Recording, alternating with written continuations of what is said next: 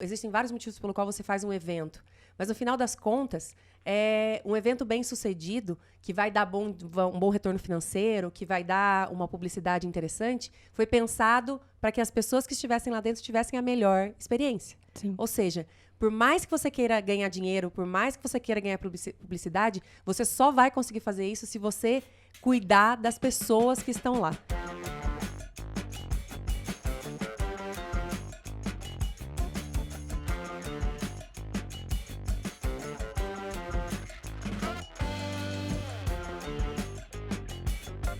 Seja muito bem-vindo, seja muito bem-vinda ao nosso ProduzaCast. Aqui nós discutimos sobre o universo da produção criativa, te mostrando como viver de produção usando a sua criatividade. Eu sou a Brenda Brugali. Eu sou a Pan Herrera. E hoje nós vamos falar sobre os 3 pilares da produção. Panzinha! Aqui na P, a gente tem 3 pilares da produção. A gente sabe quais são, internamente. E a gente sabe também que esses pilares surgiram com a produção, com a criação do Produza, o curso de produção criativa que você Que nós, tem. Brenda, nós temos. Nosso filho. Nosso filho. Todo mundo aqui da P tem um pedacinho desse curso. É verdade, ele foi construído em conjunto. Foi. Mas eu queria que tu contasse pra gente, explicasse quais são esses 3 pilares que fundamentam a produção aqui dentro da P63 e a importância deles. É bastante engraçado essa frase. Foi uma frase que surgiu mesmo durante a criação do Produza. E ele é uma frase que... o Produza como um todo, ele foi um momento de eu colocar no papel tudo o que eu já fazia, eu nunca tinha organizado, né? E isso é muito... Aliás, é uma tarefa muito legal de se fazer na vida, assim. Você colocar para o papel, trazer de forma organizada algo que você faz instintivamente, né? Automaticamente. Sistematizar, né? Exatamente. Sistematizar algo que você nem percebia que tinha um sistema. Isso foi muito legal. E durante as gravações do Produza, surgiu a frase: produção é gestão de pessoas, recursos e tempo. Eu acho máxima essa frase é muito boa. Que, inclusive, um spoiler de vida, vai ser o nome do livro que eu vou escrever. Ai, gente, ainda não tem, mas ele vai sair. Chique. O livro vai chamar Produção é Gestão de Pessoas, Recursos e Tempo. E é uma frase que realmente diz sobre tudo que eu sempre pensei, né? Falando da parte do... Se eu vou explicar, aliás, era uma grande dificuldade que eu tinha na vida de explicar para as pessoas o que eu fazia, eu acho que essa frase resume muito bem o que é o dia a dia de um produtor, né? Ela diz tudo de maneira concisa. Concordo, porque o produtor, a principal função dele é gerir, né? Gerir tudo. Ele gere pessoas, ele gere recursos e ele gere o tempo que as coisas precisam ser executadas, né? Tá na função dele, tá na responsabilidade dele essas funções. Então, explica pra gente um pouquinho melhor o que é essa gestão de pessoas, essa gestão de recursos, o que são esses recursos e a gestão de tempo também. A frase ela começa pela gestão de pessoas por um motivo específico. Ela não é... A ordem, nesse caso... Proporcional. Ela não altera o final, mas ela é proporcional nas suas responsabilidades. A gente começa com gestão de pessoas porque é das pessoas que sai tudo, né? Sim. Ninguém faz nada sozinho. Dentro de uma produção, muito menos. São várias equipes acontecendo e trabalhando para um mesmo rumo. Depende muito das pessoas que estão Muito. ali, né? Absolutamente tudo depende das pessoas. E de estarem todas ligadas, conectadas, bem informadas, com a mesma expectativa, com o mesmo desejo, com o mesmo caminho. Então, essa frase começa pela gestão de pessoas porque eu acredito que é realmente o mais importante. Além de ser o mais difícil. Na minha opinião, é a coisa mais difícil. Porque gerir pessoas, ela não existe uma fórmula para você gerir pessoas. Você tem que estar realmente interessado em entender a dor do outro. A empatia, A empatia. Né? Tem que estar interessado em entender o porquê daquele outro estar reagindo daquela forma, para que então você consiga gerir bem. E você também tem que gerir você, né? Porque o gestor também é uma pessoa que tem emoções, que tem sentimentos e que precisam ser geridos para que aquilo não estoure do outro lado.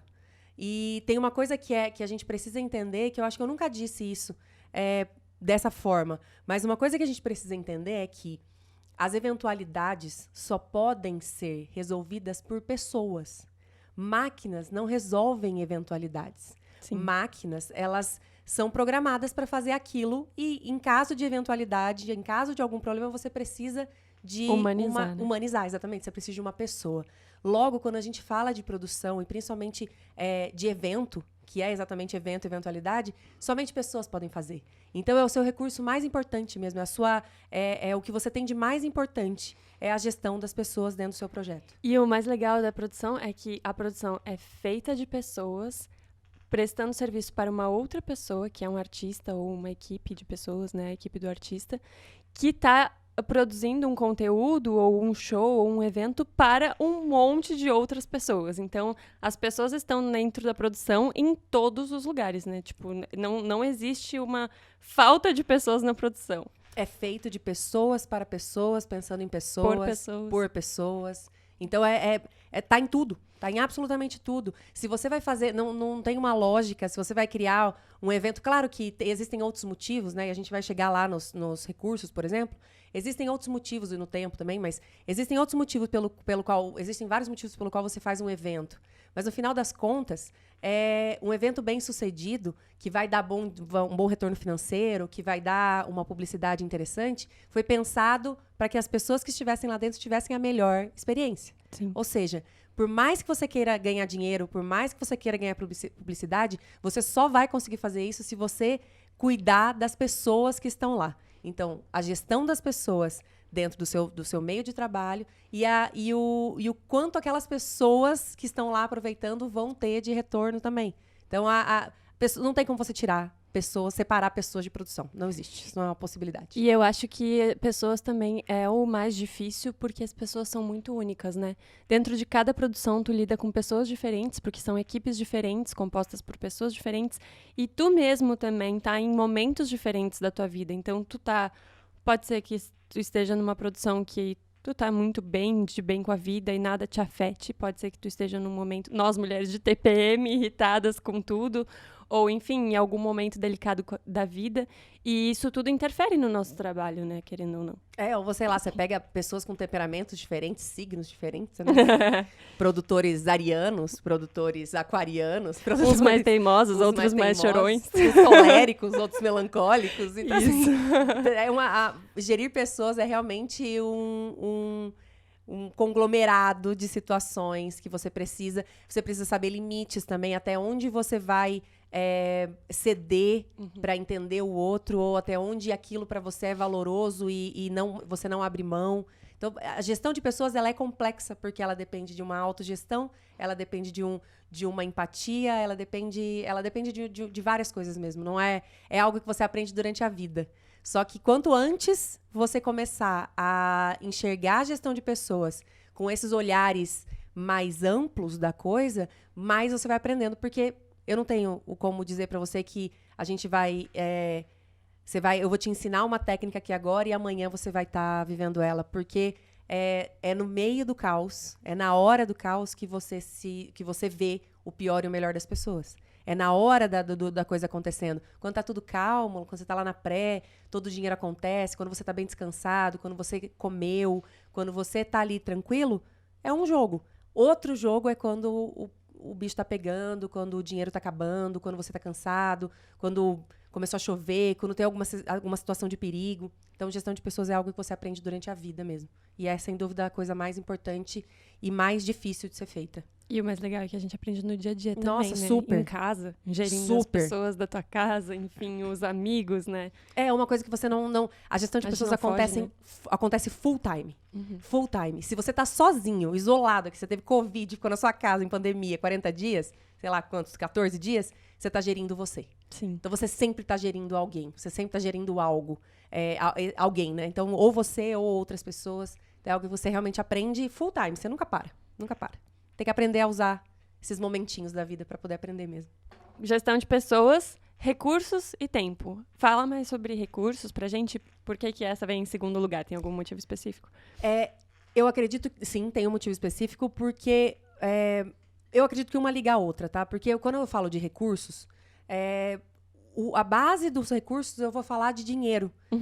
Porque é um fator importante e orçamento é um fator realmente importante.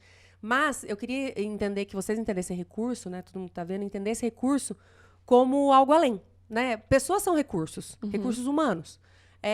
O sol, por exemplo, dentro de uma gravação, o sol é um recurso. A gente tem um dia de sol, ele é um recurso existente. A gente tem um dia sem sol, ele é um recurso inexistente. Não é um recurso que dá muito pra gerir também, né? Que o sol tem vontade própria. Não dá pra gerir, mas a gente tem indícios, né? Sim. Ou seja, o sol se Previsões, põe... né? Exatamente. O sol se põe, ele nasce num horário que a gente consegue controlar, ele se põe num horário que a gente consegue controlar. Então, é um recurso que a gente precisa...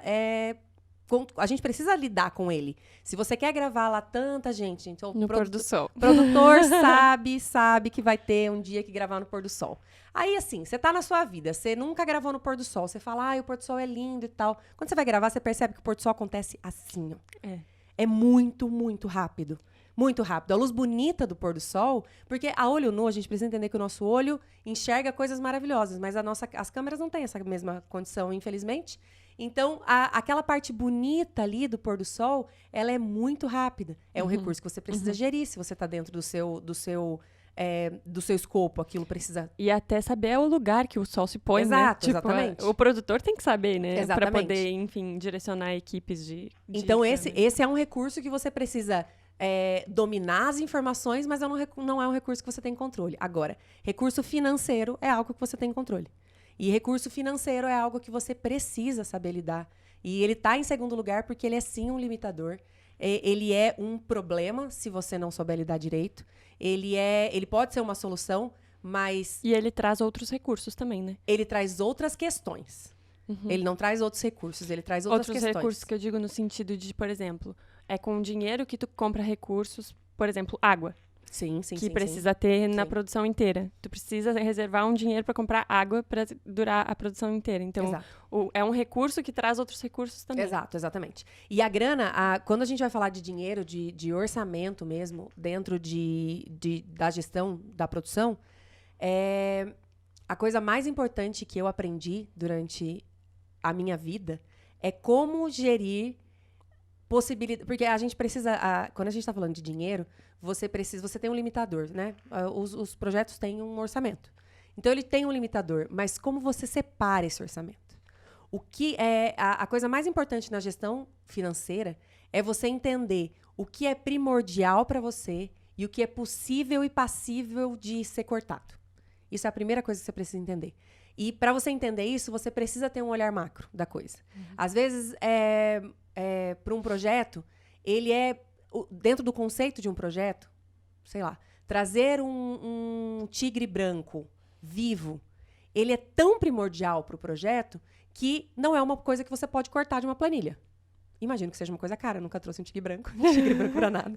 Eu imagino que seja bem caro. Nunca trouxe. Porque o tigre não vem sozinho, né? Aqui no Brasil não, né? Mas sei lá, em Hollywood deve ser fácil pegar um tigre, sei lá, enfim. Mas e se dentro do conceito do projeto aquilo é primordial, então não é um recurso que você pode... não é um gasto que você pode eliminar. Então, você precisa ter clareza na hora que você vai fazer o seu projeto, e você como produtor, porque o produtor executivo é o responsável pela verba do projeto, ou seja, é ele quem vai gerir se a gente precisava gravar no tempo e choveu, e aí agora eu tenho que remanejar toda a gravação para um dia seguinte, é o produtor executivo quem vai determinar o que é possível ter no dia seguinte ou o que não é, a gente elimina figurante ou não, a gente tira câmeras ou não, o que a gente faz, né? É ele quem toma essa decisão. Porque o custo aumenta, né? Exatamente. Justamente porque aumentou uma diária de tudo, de todos. Exatamente. Então, na gestão de recursos, a coisa mais importante, ao meu ver, é você entender, conseguir ter clareza em todo projeto que você entra do que é realmente importante, o que é possível de ser cortado. Você precisa ter ali, quando você começa a montar, falar, olha, se alguma coisa precisar cair, isso daqui que vai cair. Se mais alguma coisa, você precisa ter essa visão. E, além de tudo, você precisa saber negociar. Porque dentro da planilha, isso é uma coisa que não adianta, assim, parece estranho, as pessoas têm medo de falar isso, mas é importante que você entenda que numa planilha sua precisa haver gorduras. O que eu quero dizer com gorduras? Você não pode colocar tudo no limite do valor. Porque você no valor exato que é, né? Exatamente. Você precisa ter uma dança.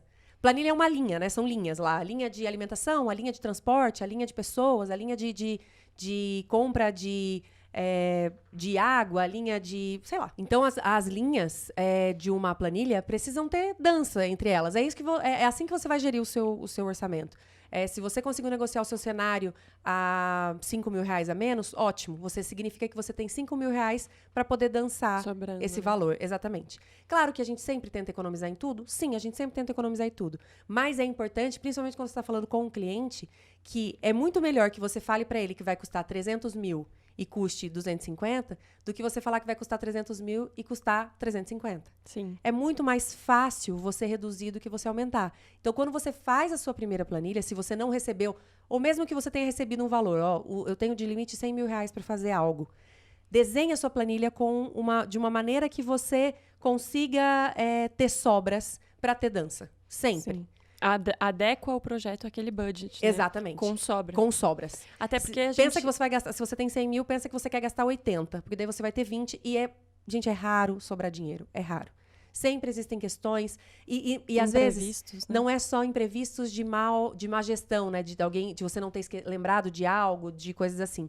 Mas aí quando começa o artista lá, tá falando, no começo eu não tenho dinheiro, não tenho dinheiro, não tenho dinheiro. Aí ele vai começando a chegar perto, aí vai se animando, aí resolve chamar convidados. Uhum. Aí para chamar convidados você precisa aumentar a quantidade de segurança. Então não é algo que você tinha, que faltou previsão, é que não teríamos. Mas aí as pessoas vão se animando, aí agora não, mas para os meus convidados precisa ter uma bebida. Aí você tem que gastar. Então coisas vão surgindo que não eram, não necessariamente são erros. Previstas, exato. Né? Exatamente, elas só não estavam previstas. Mas você precisa ter também a disponibilidade para o erro, né? Você Sim. precisa ter o dinheiro que paga a conta do seu erro. Sim. Porque eles acontecem, enfim. Sim. E por último... Pode falar. Mas não menos importante. Eu ia perguntar. Por último, mas não menos importante, o tempo. Que também Sim. é um limitador, né? Tempo é limitador. E antes de tu falar da gestão do tempo, eu vou levantar uma polêmicazinha aqui. Que não é bem polêmica, mas é que pra mim, quando eu ouvi isso pela primeira vez, eu assustei. Tu sempre fala que tu gosta de trabalhar com pouco tempo.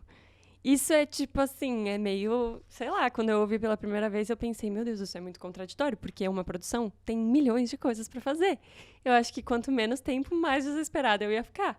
A Pan não, gente. A Pan gosta de trabalhar com pouquíssimo tempo. Eu tenho pavor de trabalhar com um projeto de 3 meses. Agora explica pra gente por quê. Tem um motivo. O mercado do show business, principalmente, ele é um mercado muito volátil. Sim. Ele é um mercado que tem muitas mudanças. Ele é um mercado que tem muita gente fazendo muita coisa boa. Gente de fora, gente daqui.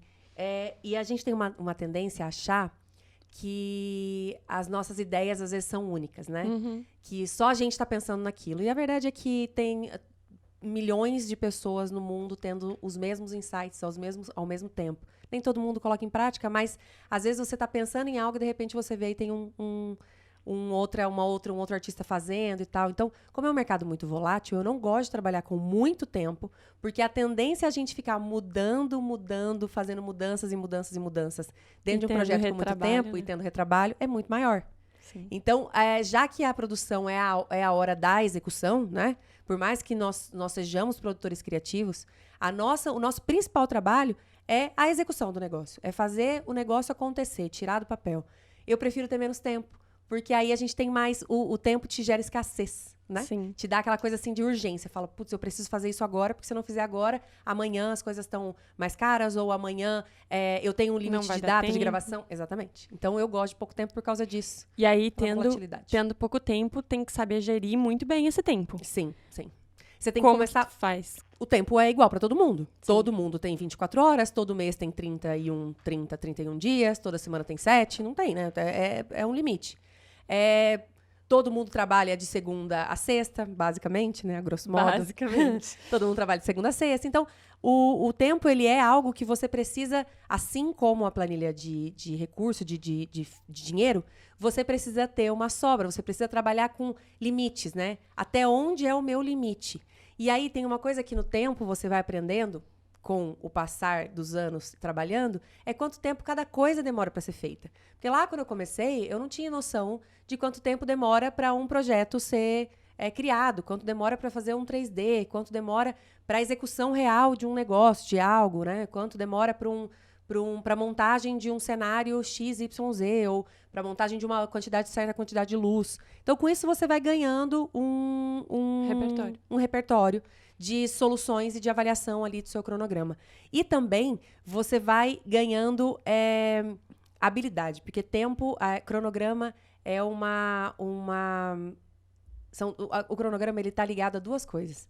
Há uma gestão inteligente de saber o que é possível ser feito em conjunto, mas principalmente a gestão de pessoas. Porque quando você só consegue falar para uma equipe de LED, montar junto com uma equipe de luz, ao mesmo tempo ali, todo mundo montando ao mesmo tempo, trocentos homens em cima de um palco, se você tiver uma boa gestão de pessoas, se tiver aquelas pessoas ao seu lado, se você tiver realmente se doando também para aquela equipe, para ela poder perceber que você também que é uma troca, que aquilo é uma via de mão dupla, sabe? Então você tem que uma gestão inteligente de tempo está ligada a uma boa gestão de pessoas, porque são as pessoas que fazem aquele resultado. E eu acho que está ligado até a uma boa gestão de recursos, né? Porque se for pensar nesse exemplo específico da montagem, se tu deixar o tempo que cada equipe pede para ser montado e da forma como pede, né? Porque toda equipe pede para montar sozinho, sem mais ninguém em cima do palco. Exato. Quero só eu no palco e quero tantas horas. Todo tempo para mim. Isso, exato.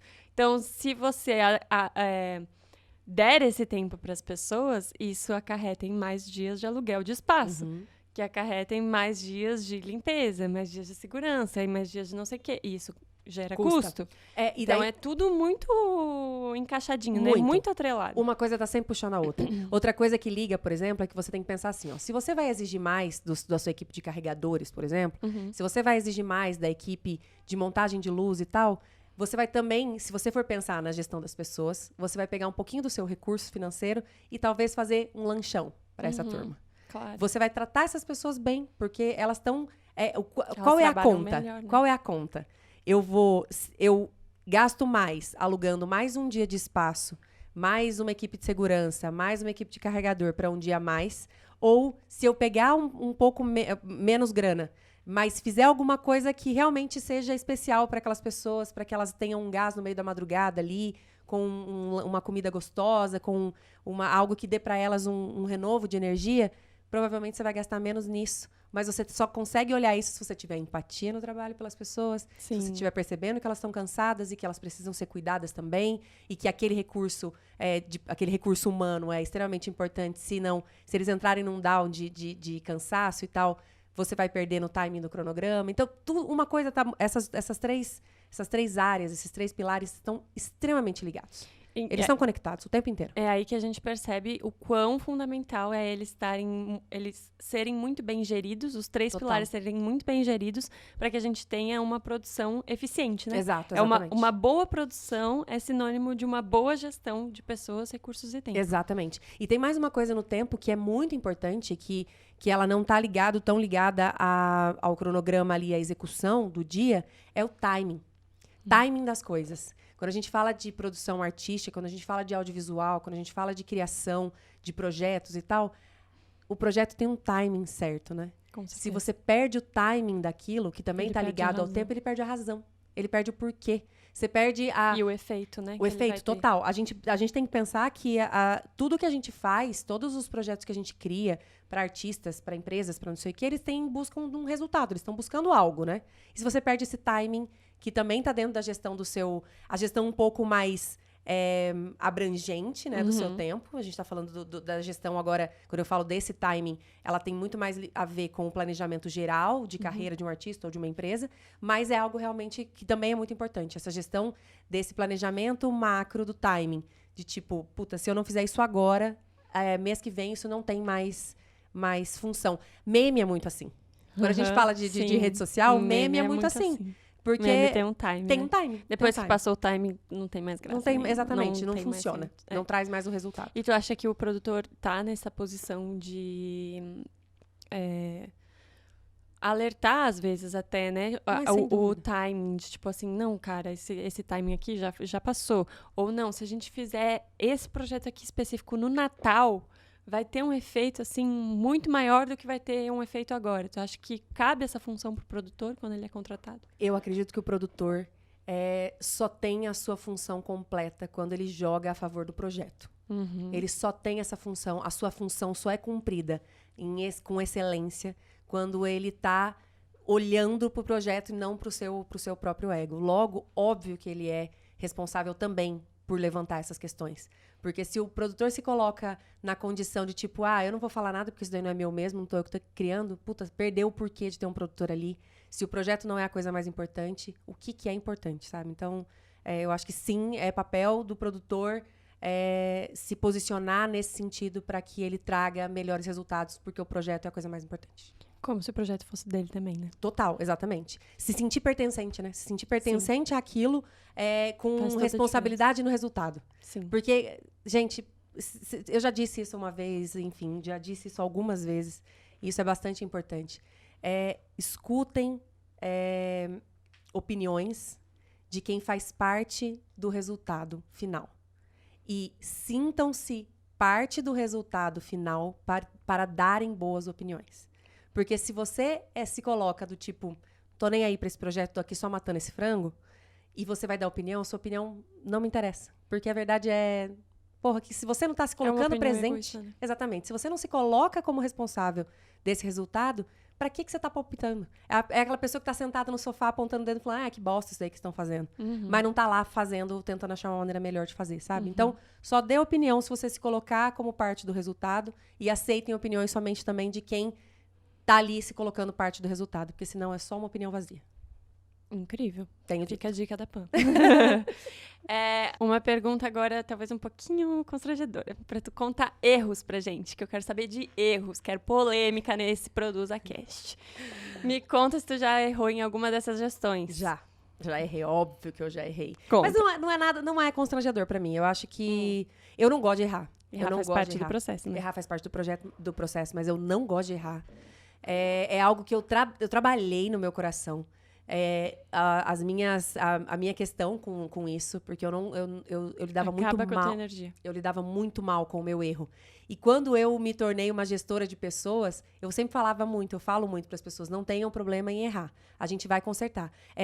Não tenham problema em errar, não fiquem confortáveis com o erro, mas não tenham problema de errar, porque... E não errem os mesmos erros. E não errem os mesmos erros, por favor, isso não pode acontecer. Mas o errar, ele vai te fazer... Se você tiver medo de errar, isso vai te impedir de tentar, né? Então... Mas é óbvio que eu já errei. E já errei em um projeto... Eu errei no primeiro projeto da AP. Quando eu saí do Michel, que foi nada mais, nada menos que um DVD clássicos do Chitãozinho Chororó do Bruno Marrone. Porra! Errei ali. Eu errei ali. Ali foi uma gestão... Foi uma falha de comunicação que me gerou um custo de R$12 mil a mais. Me gerou, não, né? Gerou pro cliente um custo de R$12 mil a mais. Ai, que dor no coração. E foi algo assim que eu fiquei muito desesperada inicialmente, porque eu falei, meu Deus do céu, o que eu vou fazer? Sim. Porque foi um erro de comunicação entre eu e a cenografia, a equipe de cenografia, e faltou um orçamento. Faltou a gente receber um orçamento, faltou a gente direcionar um orçamento que seria para onde aquilo ia ser pago. Então, a equipe foi lá montar uma extensão do palco. Era uma plataforma que a gente teve que fazer uma passarela e uma extensão do palco, porque não sei se vocês já assistiram, mas se vocês não assistiram, vão lá no YouTube. A gente eram as duas bandas e tinha uma orquestra. Então, a gente teve que ampliar o palco, porque... Pra caber todo mundo. Exatamente, era muita gente, 4 pessoas em cima do palco. E mais a orquestra e tal, então tinha uma passarela. E o fornecedor foi lá, montou tudo certo, e chegou uma hora que levantaram uma questão, tipo, tá, e aí, quem vai fazer esse pagamento? Eu falei, não, que pagamento? Eu não sei que orçamento é esse. E aí eu percebi que foi uma falha minha de não ter perguntado. É o famoso óbvio precisa ser dito. Porque a gente tem uma coisa de achar, não, isso é óbvio que tá lá com o fulano. E o fulano é o pai de dois, a criança com 2 pais... Não, cachorro de vários donos morre de fome. Cachorro de vários donos morre de fome, porque a gente acha sempre que o outro tá fazendo. E aí, quando eu percebi esse erro, só cabia a mim, porque assim, não tem... Você leva o mesmo tempo pra achar o dono do problema que pra resolver ele, né? Até mais, eu acho que se tu ficar procurando o dono do problema, Exatamente. Acho que demora até mais. Exatamente. E eu nunca tive problema em dizer que errei. Eu não gosto de errar, mas eu nunca tive problema em assumir erro. E aí eu tive que perceber o erro antes de levar pro Wilsinho, lá da live do Titãs de Chororó pro empresário. Eu negociei o máximo que eu podia com o fornecedor. Eu falei, olha, eu sei que você já tá aqui. Era o Mário. O Mário, inclusive, me segue, deve ver este podcast. E eu falei, Mário, qual é o menor custo que a gente pode fazer? Eu sei que você já tá aqui, você já montou, você já teve seu custo, já... Então, me fala o que é o melhor que a gente pode fazer. E aí, eu liguei pro Wilsinho, falei, Wilsinho, tudo bem? Cometi um erro. Foi a primeira coisa que eu disse. Cometi um erro, foi uma falha numa comunicação, e isso vai gerar um custo de tantos mil. E aí, tem uma coisa que foi um grande aprendizado para mim, nesse processo de aprender a errar. Quando você reconhece um erro, as pessoas têm empatia por aquilo. Sim, porque não é o comum, né? Exatamente. As pessoas normalmente não assumem erros. Exatamente. Quando você fica tentando jogar pro outro, você perde tempo, você desgasta as pessoas. E a verdade é que aquilo precisava ser resolvido. Então, no momento em que eu disse pra ele que eu errei, que eu abri o meu coração, eu falei, olha, você me perdoa, eu pedi desculpas de tudo que eu podia, mas é um erro e já tá montado e é uma coisa que a gente vai precisar pagar. Ele, claro, ficou bem incomodado, chateado, né? Porque são 12 mil reais. Mas ele entendeu e falou, tá, pô, beleza, vamos embora seguir. E aí eu prometi pra ele que eu tentaria economizar em outras coisas, e assim foi feito. Então a gente teve ali um equilíbrio dentro do orçamento. Não era eu quem cuidava dessa produção executiva. A produção executiva estava na mão da I.O. Filmes. E aí, então, eu falei com eles, mas enfim, a gente conseguiu ali equilibrar. Mas foi um erro que me marcou. Primeiro projeto. Imagina, o primeiro projeto marca mais ainda, né? Nossa, porque já é o primeiro projeto, assim, fora do que tu já tinha feito com o Michel dentro do escritório. Sem dúvida. Da tua própria empresa. É um projeto que é um erro, mas também nunca mais. Rapaz, nunca mais eu erro desse jeito. Eu pergunto trocentas vezes quem tem e tiro dúvidas trocentas vezes com a cenografia, pra saber se a gente recebeu o orçamento de todo mundo. Sim. Porque erros podem ser cometidos, mas nunca repetidos. Já que tu abriu pra gente um erro da tua primeira produção, conta pra gente agora alguma situação em que saber gerir pessoas, recursos ou tempo tenha te salvado em alguma produção. A gente consegue lembrar com muito mais facilidade dos erros. Marca muito mais, porque né? o acerto é o acerto, né? Assim, só segue a vida, Você só segue a vida. Você não pensa em coisas que deram certo. Sim. A gente não pensa em coisas que deram certo. Eu, graças a Deus, eu assim... É bem incômodo pra mim, inclusive, quando eu vou falar de erros. Como eu sou muito cagona com erros, e eu tenho uma coisa que eu não tenho problema em trabalhar a mais... se caso eu perceber coisas no caminho, eu trabalho a mais para que não erre. Então, isso eu não deixo acontecer para esperar, assim, do tipo, isso não é meu mesmo. Não. Então, eu tento sempre mitigar os erros antes que eles aconteçam. Mas as coisas certas, eu acho que eu tenho uma lembrança do EP Laje. É uma coisa bem, bem específica, mas bem boba, que é uma coisa que na produção vocês vão passar. Quem fizer produção vai passar em algum momento por isso. O EP Laje do Atitude é um projeto muito, muito legal que o Dudu Borges me incluiu a AP, né, durante um bom tempo. E é um projeto que foi uma grande alegria pra gente fazer, porque os meninos são lá do Mato Grosso do Sul, eu ia no pagode deles lá atrás e tal. Então, quando eles vieram, o Dudu sempre com ideias muito inovadoras, ele veio com esse EP que a gente ia gravar em vários, seriam 5 etapas, se não me engano, que seriam gravados em lugares diferentes. Então, EPzinhos, né? Música, menos músicas em locais diferentes. E o primeiro foi lá na Laje, lá no Brás. E tinha a música lá do aniversário. Como é que é? Do Parabéns? Como é que é o nome da música? Ai, Jesus. Não sei. Enfim, a música lá do Parabéns, do Atitude 67. E o Dudu queria que, na hora que falasse o Parabéns, a gente tivesse uma chuva... não é subindo, né? Os balões subindo atrás. Só que a gente tem que pensar que a gente estava lá no 7º andar, mais ou menos. 5º andar. É um prédio bem antigo, eu não sei exatamente qual é o andar que a gente fica na laje. E os balões a gente fez 4 mil balões. Meu Deus, 4 mil balões muito balão. Não, só uma coisa que é um adendo aqui. Esses balões foram feitos, eu tenho uma amiga que tem uma empresa de balões. E eu não tinha noção de quanto tempo demoraria para encher 4 mil balões. E, na verdade, a gente fez 2 rajadas de 4 mil balões. Porque a gente tinha que ter duas... Então foram 8 mil balões. Foram 8 mil balões. Só que foi num primeiro... A primeira soltura foram 4 mil. Tá. Depois a segunda soltura foram mais 4 mil. Tá, e a gente tinha uma coisa de entender quanto tempo... Olha que conta mais louca. Eles ficaram... Porque 4 mil balões, gente, é um negócio... É uma rede enorme. Vira uma tripona gigantesca de balões numa rede. E elas tinham que ficar lá embaixo, no térreo. Sim, porque não dá pra subir, né? Com 4 mil balões. Não tem como você subir, não tinha Ou seja, apoio. elas ficaram na rua. Elas ficaram na rua. Tá. E a gente ficou lá em cima no prédio. Então, a gente tinha que fazer a conta. A gente soltou alguns balões sozinhos pra entender, fazer em quantos segundos eles subiam e apareciam até atrás do pessoal. Aí a gente fez as contas, ótimo e tal.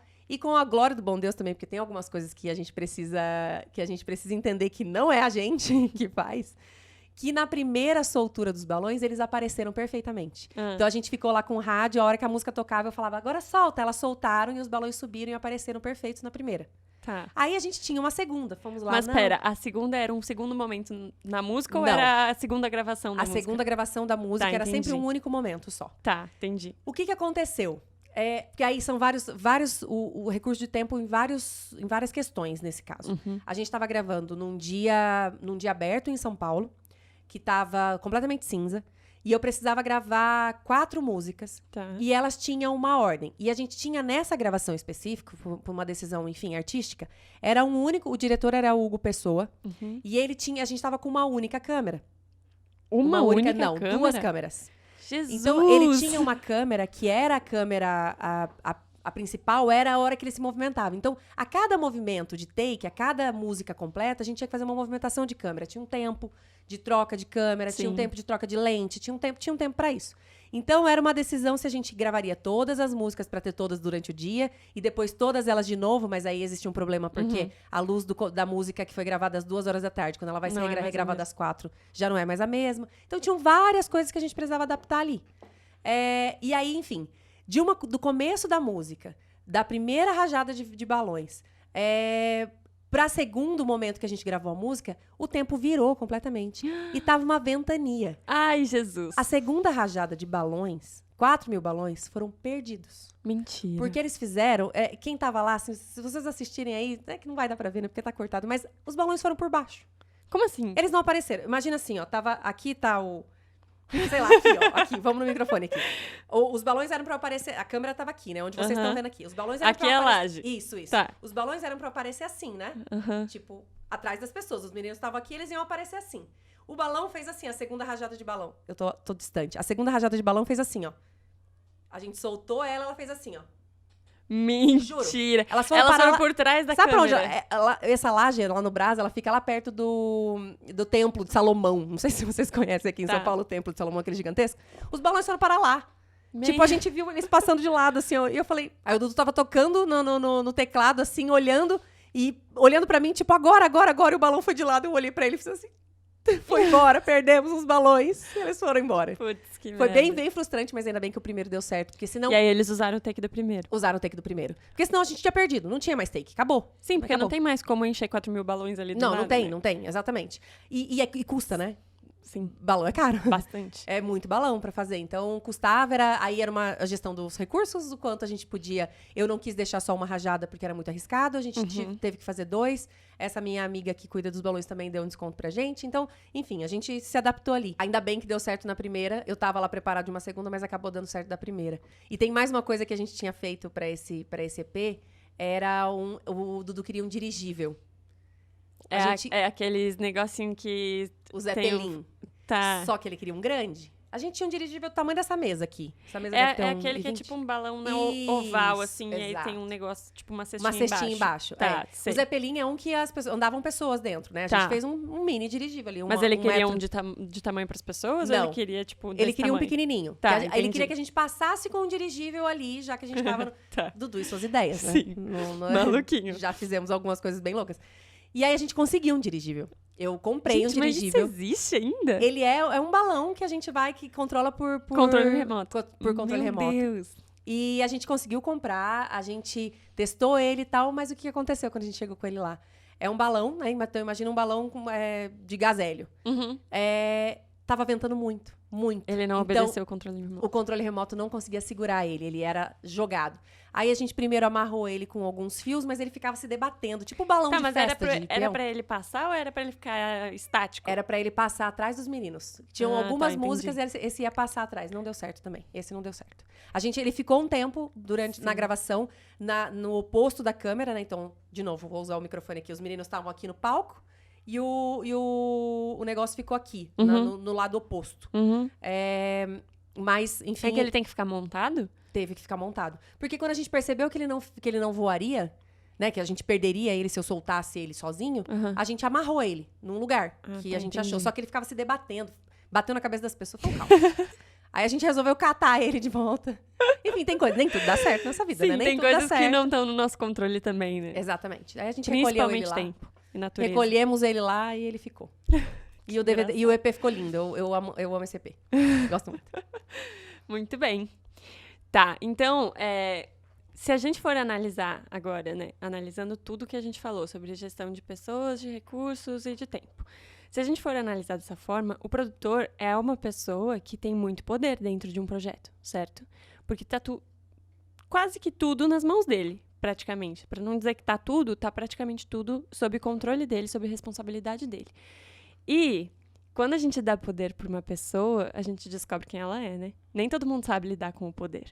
Muitas pessoas lidam de forma responsável, resolvendo de fato o que tem que ser resolvido, economizando no que tem que economizar, fazendo no tempo que tem que ser feito. Mas muitas pessoas simplesmente usam o poder para, tipo, dizer, tanto faz e vou usar da forma que for melhor para mim e não para o projeto. Isso é uma prática comum no nosso mercado, certo? Tem muita gente que não sabe lidar com a função do produtor.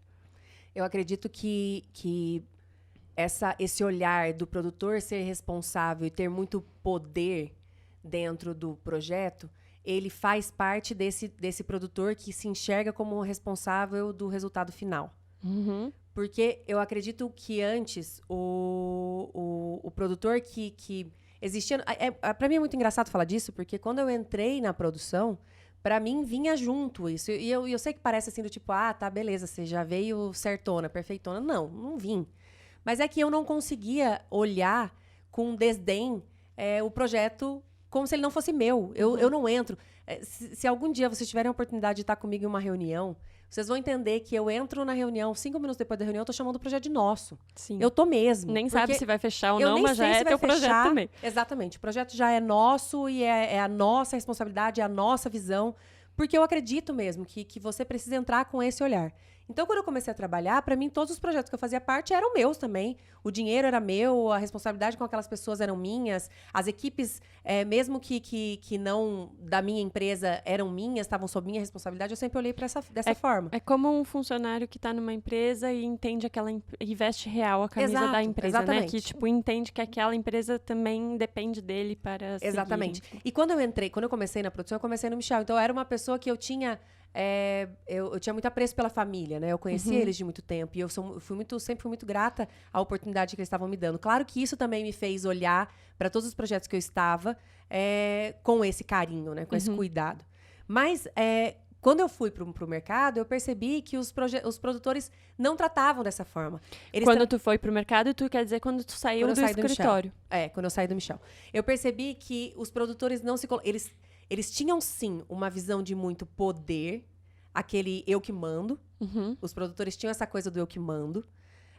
Mas eles usavam esse poder não com a responsabilidade. Porque poder e responsabilidade são duas coisas, né? São duas coisas diferentes. Você pode ter poder e enxergar a sua responsabilidade. Você pode achar que tem poder, mas não enxergar responsabilidades.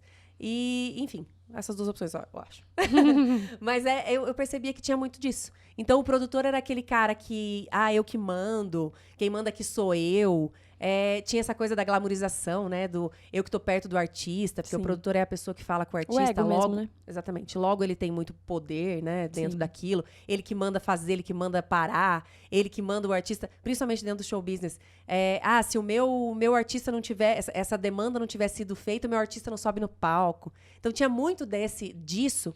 que é a parte feia, para mim, do mercado, sabe? É o que eu batalho pra mudar.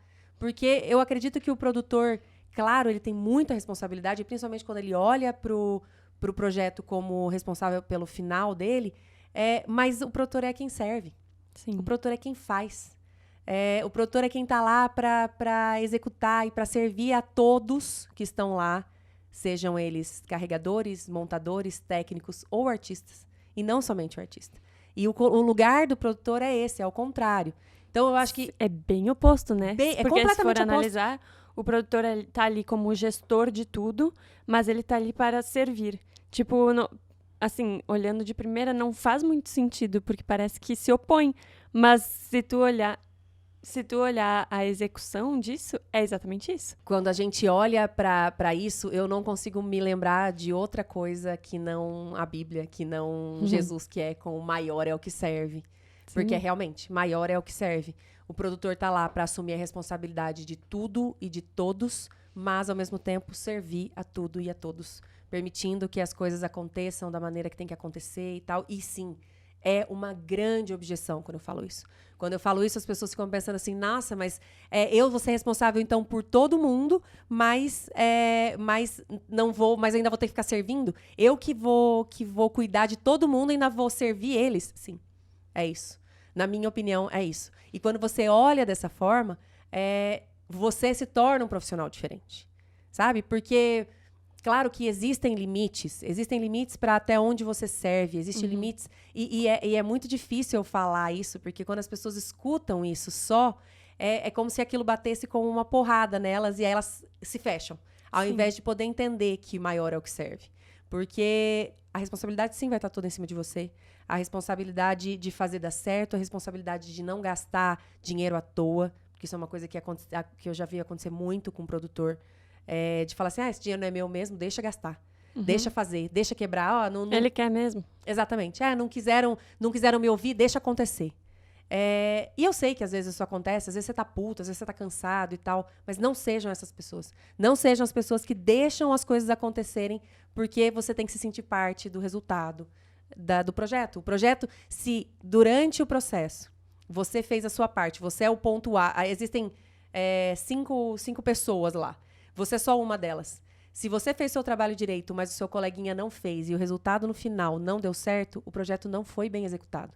E não é porque você fez a sua parte que você fez a sua parte, não. O projeto é a coisa mais importante.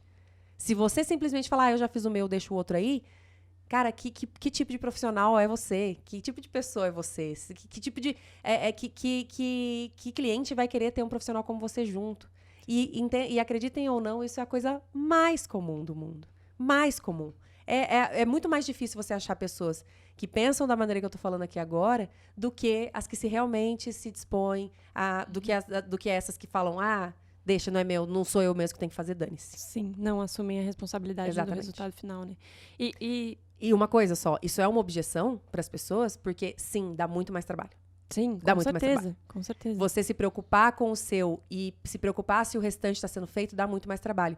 Mas eu posso te garantir também, dá muito mais resultado. É isso. Eu tenho clientes hoje em dia que eu sei que vão me chamar, eu sei que vão me contratar pela segurança da minha presença lá, porque sabem que eu vou cuidar do projeto como se fosse meu, como se fosse um filho. E isso me gera um trabalho a longo prazo que nenhum trabalhinho ali um trabalho a mais durante 2 semanas me paga, sabe? Eu gero um cliente pra vida. É valor, né? Exatamente. Tá gerando valor. Exatamente. Tá, e agora, tu tava falando sobre servir, mas também ter poder, né? Porque o produtor é os dois dentro do projeto. Ele serve, mas ele tem poder. Como que a gente sabe o limite entre o servir, se posicionar como alguém que é responsável por aquilo e servir? Tipo, sabe? Porque na minha cabeça ainda não é, talvez, falta de experiência. Servir, né? Talvez por falta de experiência não consiga visualizar o limite entre os dois. Até onde eu sirvo, até onde eu me posiciono, sabe? Tipo, como é que tu consegue mensurar isso numa produção? Eu acredito que isso vem muito de valores anteriores, sabe? Valores acredito... de casa. Exatamente. Eu acho que o servir, quando você sabe que maior é o que serve, quando você está habituado a enxergar aquilo. E isso é uma coisa que vem de casa mesmo, sabe? Isso vem da sua criação. Entender que não é menor aquele que está fazendo um trabalho mais simples do que aquele que está acima numa hierarquia, porque hierarquias existem e elas são necessárias. Eu não tenho problema nenhum com hierarquias. E gosto, acho que funcionam, são necessárias, dependendo de cada lugar que você está. Quando você entende que aquela hierarquia mais baixa não é menos importante do que a hierarquia mais alta, só demanda... os pontos que estão ali presentes são de responsabilidade, não de importância, você já traz uma clareza na sua vida. Então, quando você está dentro do seu trabalho, você acaba trazendo isso que é da sua casa. A respeito de até onde você pode servir e aonde você tem que mandar. Agora, a cada produção, a cada momento, nem todo mundo enxerga dessa forma. Então, às vezes, você está servindo e você percebe que aquela pessoa não está conseguindo trazer para você o resultado, porque daí também tem que entender, aí entra o poder. Se você está gerindo aquelas pessoas e você está fazendo o seu melhor para uma pessoa X, e aquela pessoa, ao invés de utilizar bem do que você está fazendo para ela está abusando de você, ou ela está se aproveitando daquela situação, aí que você tem que ter jogo de cintura de falar, não, pera, isso daqui que eu tô fazendo não tá servindo para essa pessoa e nem pro projeto como um todo. Porque, de novo, a gente não tá falando só de pessoas. Não tá falando do ego da Pamela e do ego da Brenda. A gente tá falando do projeto. É a Pamela, gestora, com a Brenda, que tá ali dentro, ego meu, ego dela, olhando para um único lugar. Então com um único objetivo. Com um único objetivo. Não tem uma regra. Não tem uma regra para eu te dizer, falar, olha, até aqui eu vou, até aqui eu não vou.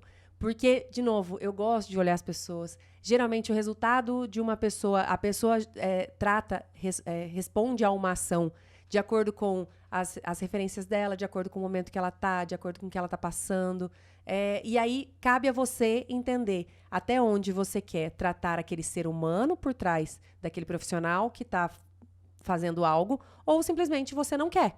Eu sou uma pessoa que gosta de gerir pessoas, eu gosto de ensinar pessoas, eu gosto de chamar pessoas que não tenham o conhecimento e treinar elas. Eu gosto disso, mas dá muito mais trabalho. Nem todo mundo está disposto. Você tem que entender até onde você está disposto, qual é o seu tipo de característica como gestor, porque existem vários tipos de gestores também.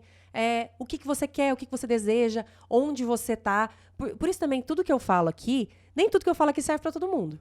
Nem tudo que eu falo aqui serve para todo mundo. Definitivamente, o que eu gostaria de fazer para as pessoas é que vocês escutassem isso e pudessem olhar para o que vale para você. Você não vai ser um produtor como eu, a Brenda não é uma produtora como eu não sou uma produtora como a Brenda, mas eu tento aqui trazer para todo mundo o máximo da informação do que eu tive na minha vida e que me trouxe resultado. Sim. Se você puder absorver 5, 10, 15, 20% do que eu tô falando e trazer resultado pra você também, bingo, pronto, tá feito. Resultado pra você. E aplicar na sua realidade também, na sua né? realidade. Até onde você quer. Nem todo mundo vai querer a mesma coisa que eu. Nem todo mundo quer a mesma coisa que você. Logo, você vai ter que entender quais são os seus limites. Sim. Quais são os seus valores. Mas eu acredito muito que isso é uma construção... Antes de um profissional, existe um ser humano. Sim. E a construção do ser humano diz muito sobre o profissional que você vai ser. Então, estamos chegando ao final do nosso ProduzaCast. Vamos fazer um overview sobre tudo que a gente falou aqui. Então, os 3 pilares da produção dentro da AP63, para nós, que rege o nosso trabalho aqui dentro da empresa, é a gestão de pessoas, recursos e tempo. Exatamente. Entendendo que pessoas é o mais difícil e é Bem o mais difícil. Importante, na minha opinião.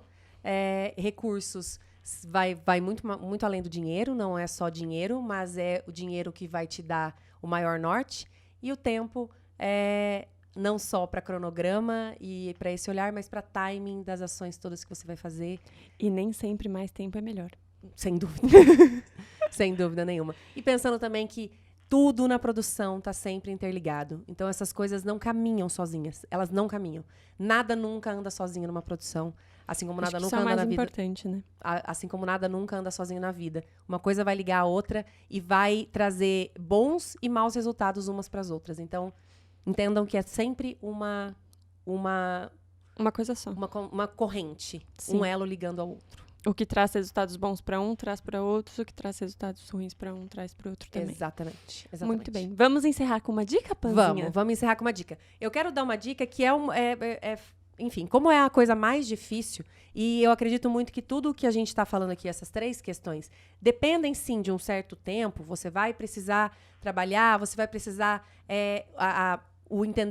gerir pessoas, ele leva um tempo que você precisa conseguir aplacar o seu ego para enxergar o outro e conseguir. Isso leva um tempo.